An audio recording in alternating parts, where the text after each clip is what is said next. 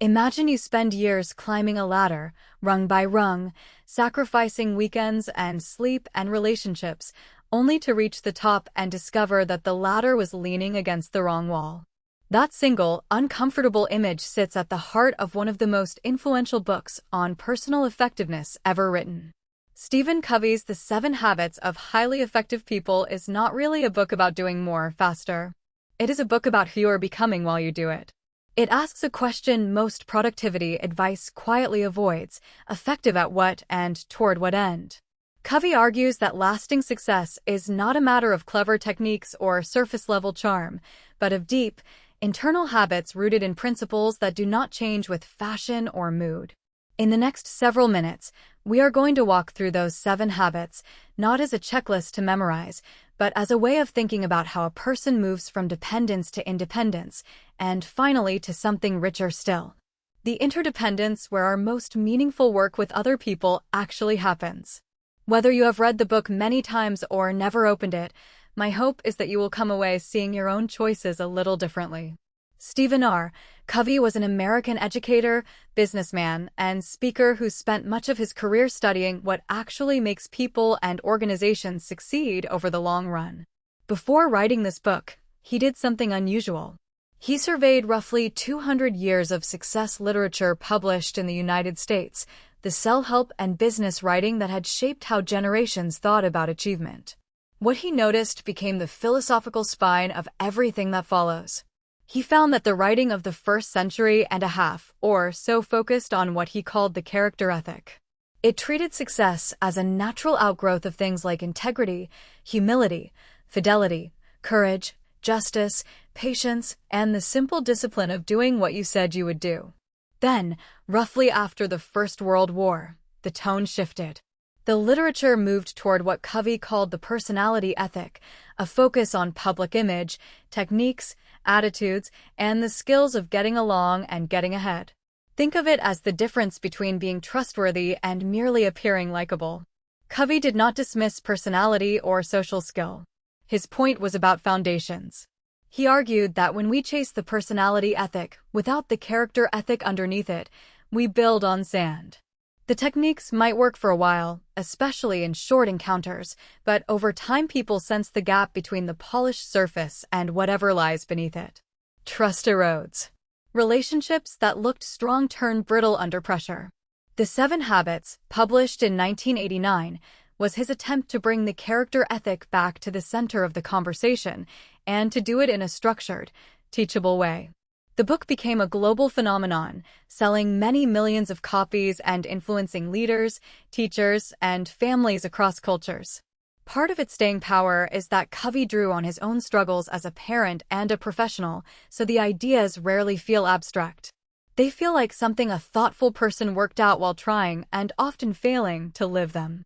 Before Covey introduces a single habit, he spends real time on a word that could easily sound academic, but turns out to be practical. That word is paradigm. A paradigm is simply the mental map you carry of how the world works. It is not the territory itself, it is your picture of the territory, and Covey's crucial insight is that we rarely notice the map because we are too busy using it.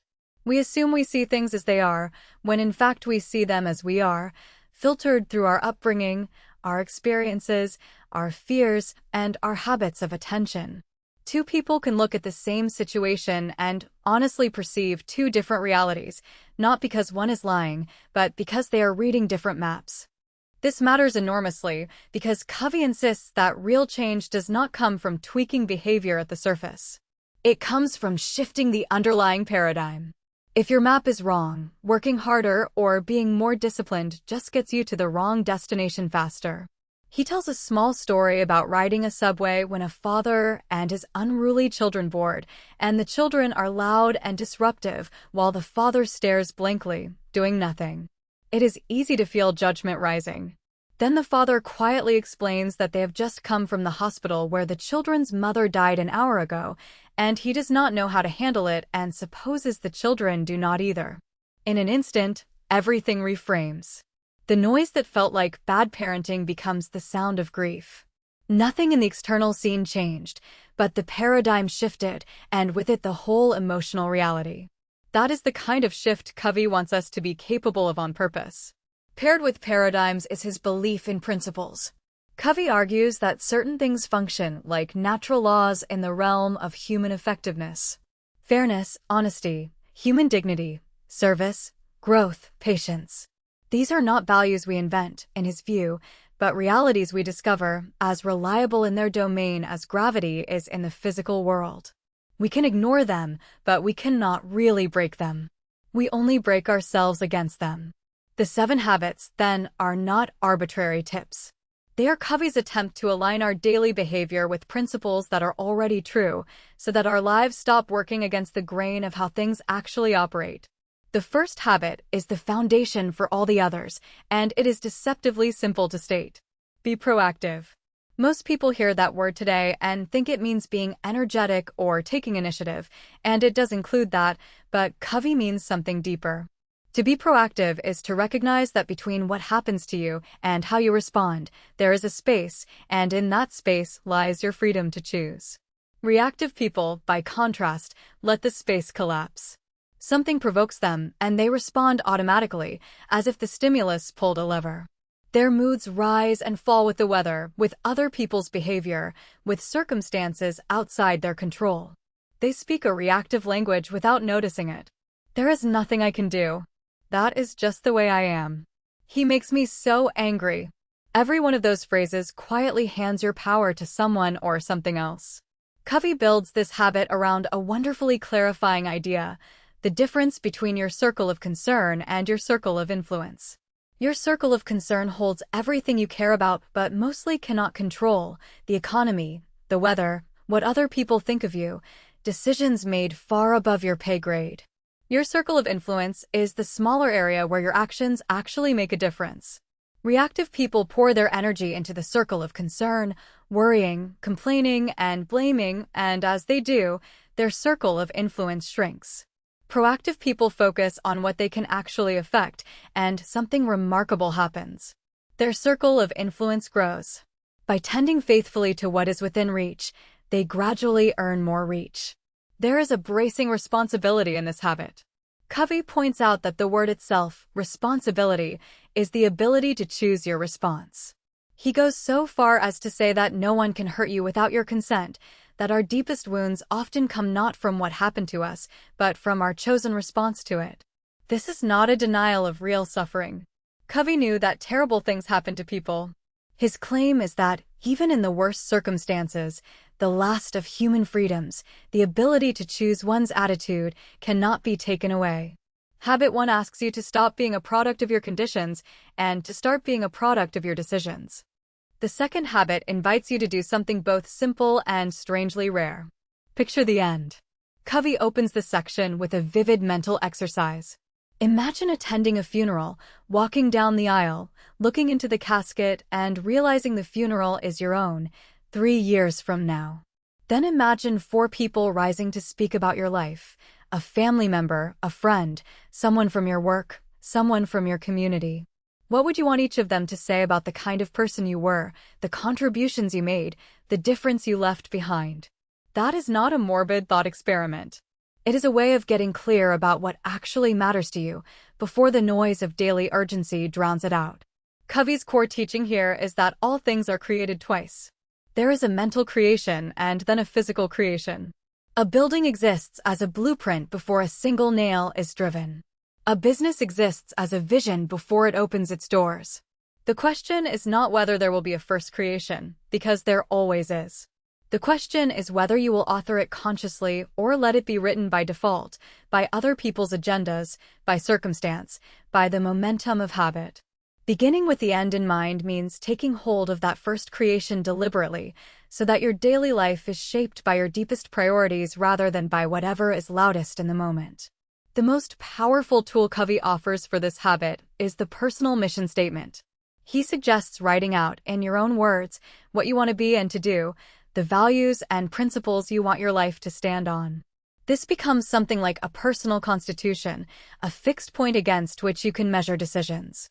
When your mission is clear, you gain a stability that does not depend on your job, your relationships, your money, or other people's approval, all of which can shift.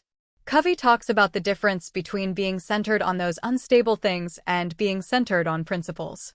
A principle center gives you a place to stand that circumstances cannot knock away. The essence of habit 2 is leadership over management. Management asks how to do things well. Leadership asks whether they are the right things to be doing at all. If habit 1 says you are free to choose and habit 2 says decide what matters most, then habit 3 is where those decisions meet the calendar. It is the habit of execution, of translating priorities into how you actually spend your hours. Covey frames it with a simple grid built on 2 questions. Is this urgent, and is this important? Urgent things press on us. They ring, they buzz, they demand attention now. Important things contribute to our mission and long-term goals, whether or not they shout. Most of us live at the mercy of the urgent, and Covey wants us to notice which combinations of these 2 forces we are actually living in. The first area holds things that are both urgent and important, the genuine crises and deadlines. We cannot avoid this area entirely, but if we live there constantly, we burn out. The area Covey most wants us to guard is the one that is important but not urgent. This is where planning lives, where relationship-building lives, where exercise and learning and prevention and genuine renewal live. Nothing forces us into this quadrant, precisely because it is not urgent, and so it is the first thing we sacrifice when we feel busy. Yet it is the quadrant of quality, the one that, if we invested in it, would shrink our crises over time. The tragedy Covey describes is people spending their days on things that are urgent but not actually important, other people's minor requests, trivial interruptions, and busy work that feels productive but builds nothing. Putting first things first therefore requires learning to say no, and Covey is clear that you can only say a peaceful no when you have a burning yes inside, a deeper commitment that makes the trade-off obvious. He encourages organizing life around roles and weekly goals rather than just daily to-do lists, so that the important but not urgent work of each role gets scheduled before the week fills up with noise. His memorable image is scheduling your priorities rather than prioritizing your schedule. You put the big rocks in the jar first, because if you fill it with sand and pebbles, the big rocks will never fit. This habit is where character meets time, and it is often the hardest of the 3, because it asks you to disappoint the urgent in service of the important, again and again. At this point in the book, Covey pauses to name the architecture of what he has built, and it is worth naming here too, because it explains why the habits come in the order they do. The first 3 habits, he says, move a person from dependence to independence. They are the private victory, the work you do on yourself, mostly out of sight, before anyone applauds. Being proactive, choosing your direction, and disciplining your time are victories won in private, and Covey insists they must come first. You cannot skip straight to being wonderful with other people. The public victory grows out of the private one. This is where he introduces a concept that runs through the rest of the book, the emotional bank account. Every interaction with another person is either a deposit or a withdrawal in an account of trust between you. Kindness, honesty, keeping commitments, apologizing sincerely, understanding the other person, these are deposits. Discourtesy, broken promises, betraying confidences, arrogance, these are withdrawals. When the balance is high, communication is easy and mistakes are forgiven. When the balance is overdrawn, even careful words are misread and walking on eggshells becomes exhausting. The next 3 habits are, in a sense, the practice of making steady deposits, of moving from mere independence to interdependence, which Covey regards as a higher and more mature state. Independence is a real achievement, but the most valuable things in life, whether in families, teams, or communities, are produced by people working together well. That kind of collaboration is the domain of the public victory.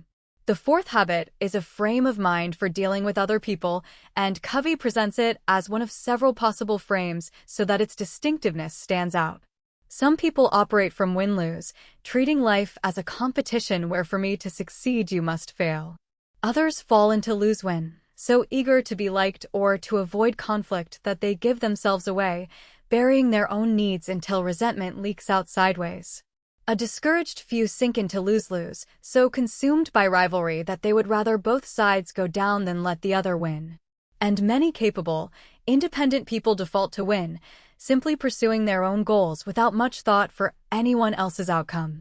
Covey argues that in any interdependent situation, the only frame that holds up over the long run is win-win, the genuine search for solutions where all parties come away satisfied. What makes this more than a slogan is Covey's insistence that win-win rests on character. It requires integrity, so that your wins align with your values. It requires maturity, which he defines beautifully as the balance between courage and consideration, the ability to express your own convictions while remaining genuinely respectful of others. And it requires what he calls an abundance mentality, the deep belief that there is enough out there for everyone, that another person's success does not subtract from your own. Its opposite, the scarcity mentality, sees life as a fixed pie, so that every slice someone else gets feels like a slice taken from you.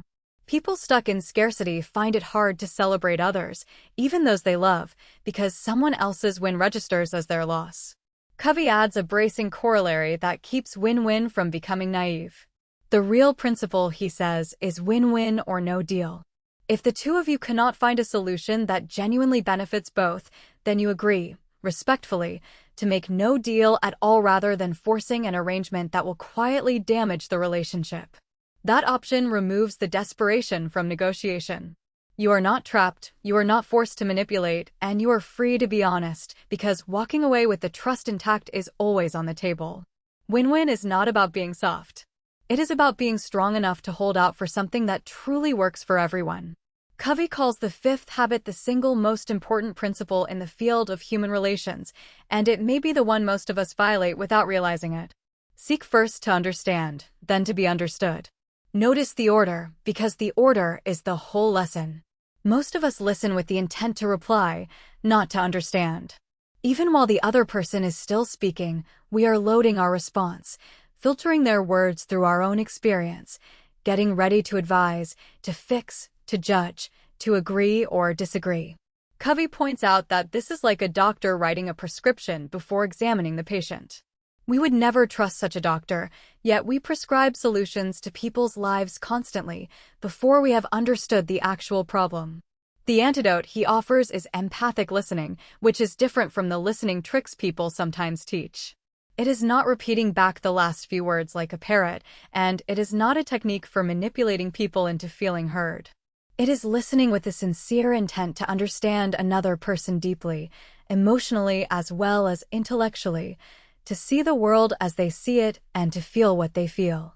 Covey notes that when we are understood at that level, something in us relaxes, because being truly understood is one of the deepest human needs, close to survival in its emotional weight. Once a person feels genuinely understood, their defenses lower and they become open to your influence, which is exactly why understanding must come first. Then comes the second half, then to be understood, which Covey insists we should not skip. Empathy is not the same as capitulation. After you have understood, you have earned the right and the credibility to make yourself understood clearly and courageously.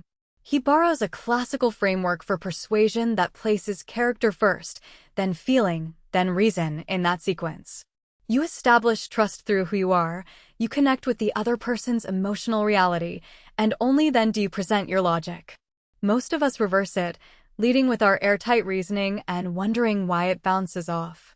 Habit 5 reminds us that people do not care how much you know until they know how much you understand. The sixth habit is the one where all the previous habits come together and, in a sense, catch fire. Synergy is Covey's word for the almost magical result that occurs when people who trust each other combine their strengths so that the whole becomes greater than the sum of its parts. 1 + 1 might equal 3 or 10 or 1,000. It is the principle you see everywhere in nature, where two plants grown together enrich the soil and yield more than either would alone, or where separate pieces of wood joined properly can bear far more weight than the simple addition of their individual capacities would predict. Synergy is creative cooperation, and Covey argues it is the highest activity in all of life, the true test of whether the other habits have taken root. The engine of synergy is a genuine valuing of differences. Covey makes a subtle but powerful point here. The person who is truly effective has the humility to recognize the limits of their own perception and to treasure the fact that other people see what they cannot. If two people have exactly the same opinion, one of them is unnecessary. Real strength lies in the friction of different viewpoints, mental, emotional, and psychological, when that friction is handled with respect rather than defensiveness. The insecure person wants to clone others in their own image, to surround themselves with agreement. The secure person is delighted by difference, because difference is where new possibilities are born. Synergy is also why habit 6 depends so completely on everything before it. You cannot synergize with people you do not trust, so it needs the emotional bank account. You cannot synergize from a win-lose frame, so it needs habit 4. You cannot synergize without deeply understanding the other party, so it needs habit 5. When those foundations are in place, synergistic communication becomes possible, a state where people open their minds to new options none of them walked in with. The goal is not compromise, where each side gives something up and both settle for less. The goal is a third alternative, a solution better than anything either person originally proposed, discovered together through the collision and combination of their differences. That is the creative peak Covey is pointing toward. The 7th habit surrounds all the others, and Covey illustrates it with a small parable. Imagine a man sawing furiously at a tree, exhausted and making little progress, and when you suggest he stop to sharpen his saw, he snaps that he is far too busy sawing to stop. We recognize the absurdity instantly, and yet we live it. Sharpen the saw is the habit of renewal, of preserving and enhancing the single greatest asset you have, which is yourself. All the other habits depend on your capacity to practice them, and that capacity is not fixed. It can be worn down or built up, and habit 7 is the deliberate practice of building it up. Covey describes 4 dimensions that need regular renewal, and the balance among them matters as much as any single one. The physical dimension involves caring for your body through exercise, nutrition, and rest, treating your health as the platform on which everything else stands. The spiritual dimension is your core, your commitment to your value system, renewed through reflection, through time in nature, through prayer or meditation or great literature, whatever reconnects you to what you find most meaningful.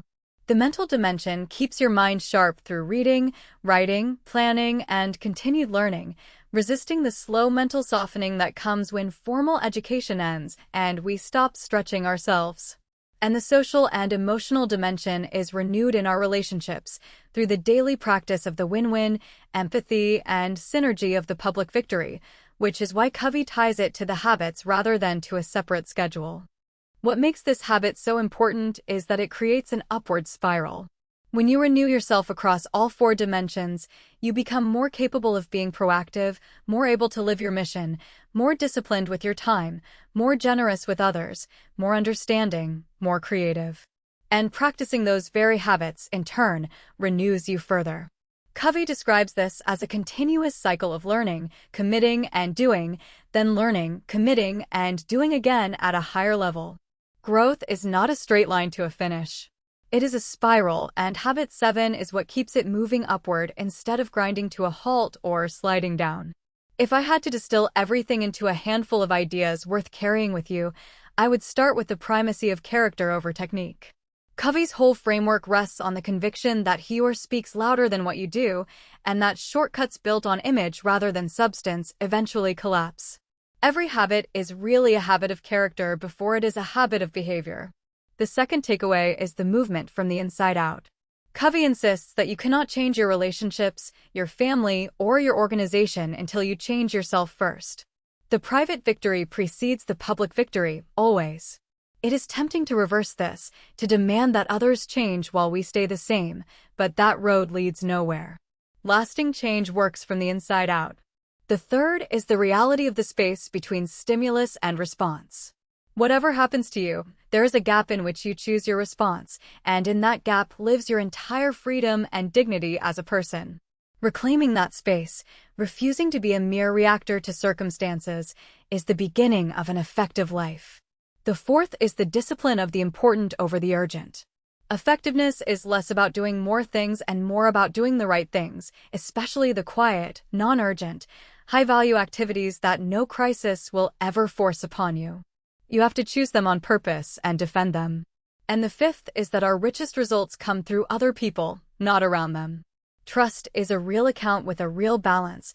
Understanding must come before being understood, and differences are not obstacles to work around, but the raw material of something better than any of us could create alone.